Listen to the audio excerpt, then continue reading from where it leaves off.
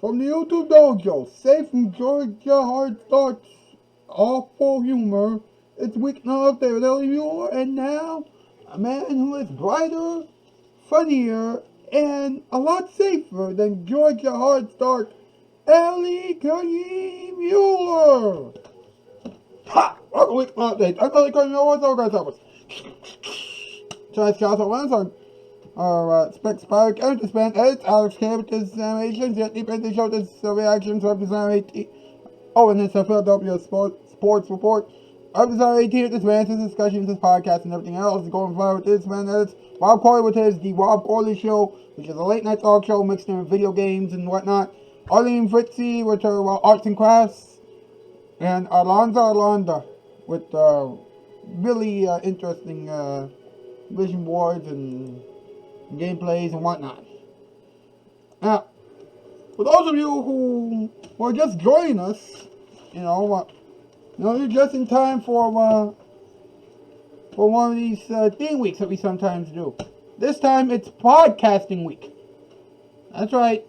Every night this week we're going to talk about a new podcasting personality. And this evening's program is about Georgia Hardstark. That's right, Georgia Hardstark. Adam, come over here, will you? Adam, you coming or not? Let's go. Alright, let's go. Now, tonight, it's night 2 of podcasting week.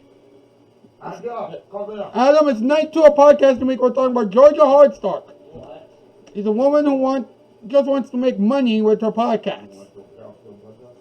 Now, she does a podcast. Adam, listen to this. Georgia Hardstark does a podcast about some of the biggest crimes ever. Really? Yeah, the podcast is entitled My Favorite Murder. She murdered people. Wow. Yeah, well, apparently. When she reaches, now it gets downloaded 35 million times a month. 35 million? Yeah, and she and her pal Karen Elgareth make $15 million a year just by doing a podcast about some of the worst people in the world, such as Charles Manson, Louis C.K., and Bill Cosby. Are you surprised? Yeah, I'm like, really? Who want to listen to a podcast about some of the worst crimes in the world? Really? Yes. Why? It's interesting. Really? Yes. You do know that their podcast is trying to make things worse, right? No, it's saying what happened. Not trying to make it worse. Now, here's the thing, alright? They're always trying to talk about crime, okay? And never talk about breaking news stories. And they almost never edit their show. Never. And apparently they love being too naughty. Damn. Well, That's crazy, bro. I'm asking. well, we all know one thing's for sure. They'll never be on TV. I'm telling you. Because you know how TV likes to clean everything up, right? That's why you're a podcast. There's no rules. Yeah, unless of course the podcast airs on a radio station, then Heck. Anyway. let's do a top 8 list. Come on.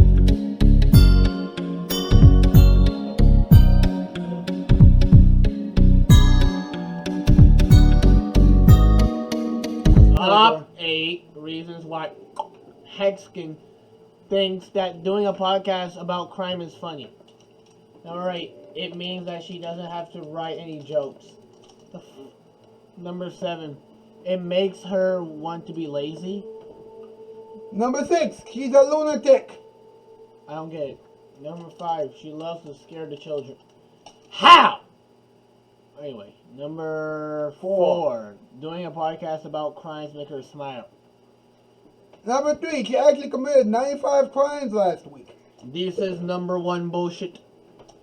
Number 2, she never saw a therapist. Number 1, she couldn't get I thought Stolen! And she's trying to hide a race! stolen. Number 1, she never could get a late night talk show on Fox. And she's trying to hide her rage, apparently. Okay, understandable. I'll be back after this.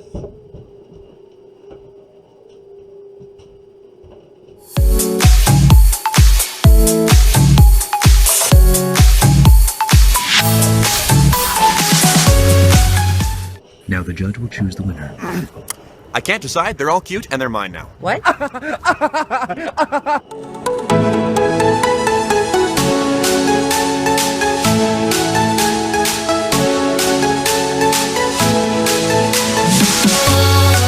I've made a personal decision to try better live through television, but to make it right, I've gotta have big at night.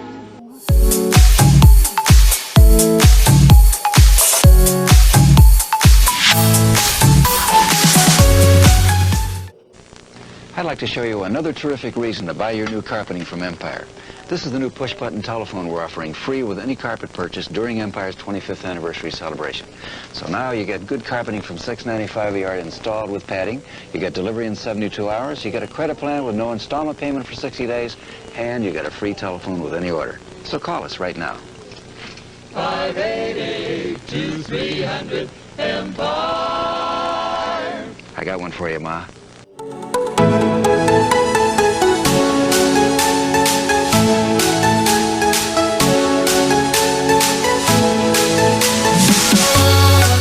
I've made a personal decision to try better live through television, but to make it right, I've gotta have big at night.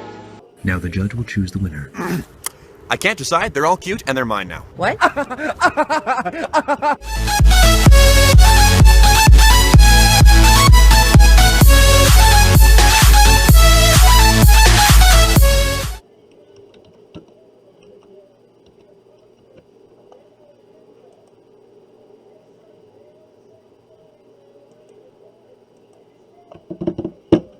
Thank you very much. Welcome back to the show where it's still podcasting week and we are still talking about podcasting personalities. Tonight, we're talking about Georgia Hardstark. It's going to be pretty crazy. Alright. You know what it's time to do? It's time to have some talking time. Let's talk about it. Let's go.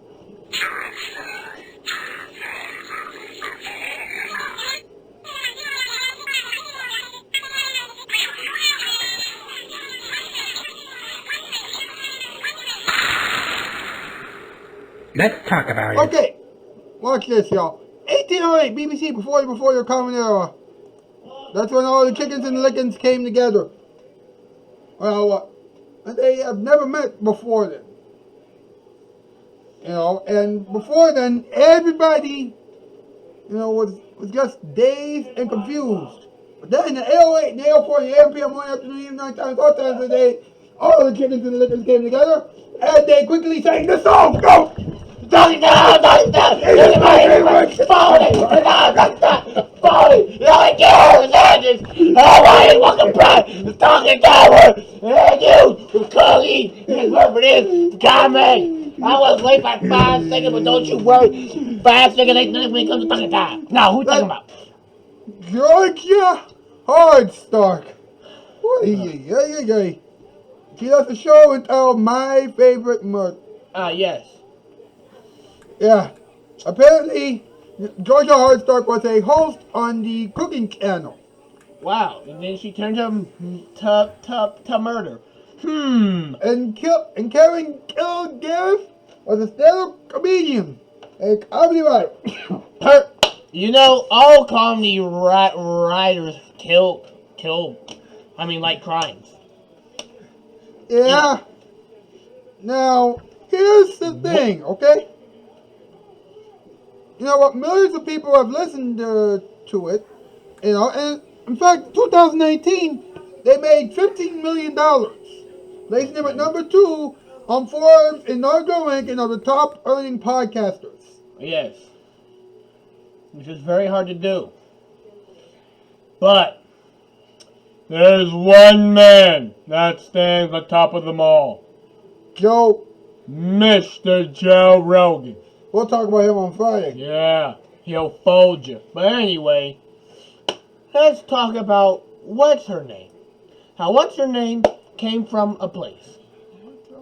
Stark, yes. Who Joan Stark? No, Georgia Hardstark. Georgia Hardstark. Now, where did she make her first appearance on any platform?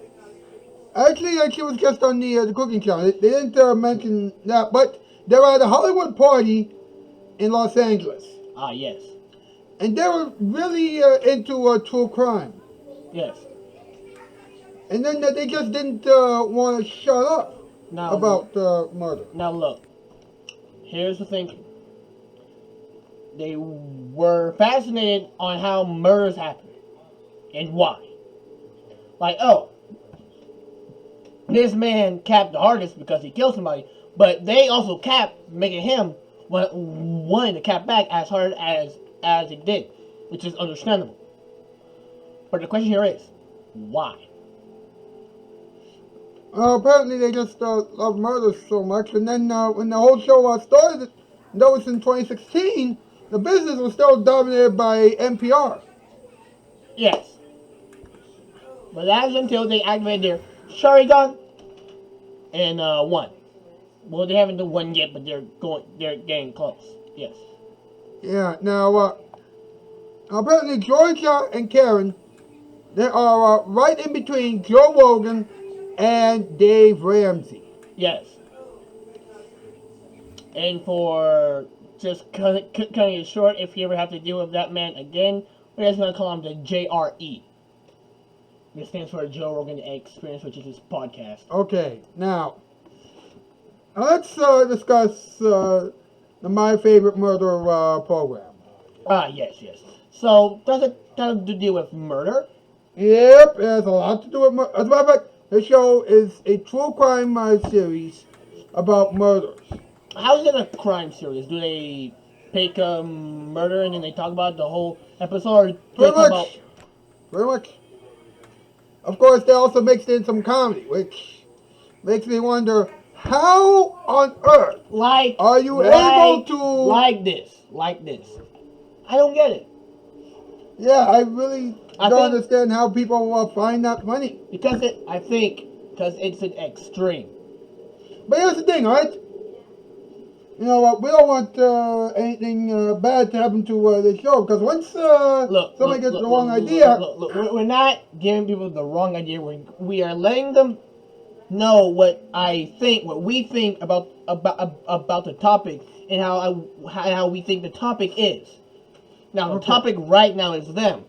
And we're talking about why do they like murder so much. Yeah. Now they've done some live programs. And in every episode of My Favorite Murder has attracted 450,000 people. It gets up 450,000 downloads per episode. That's like the average, meaning that sometimes it's higher, sometimes it's lower. It all depends.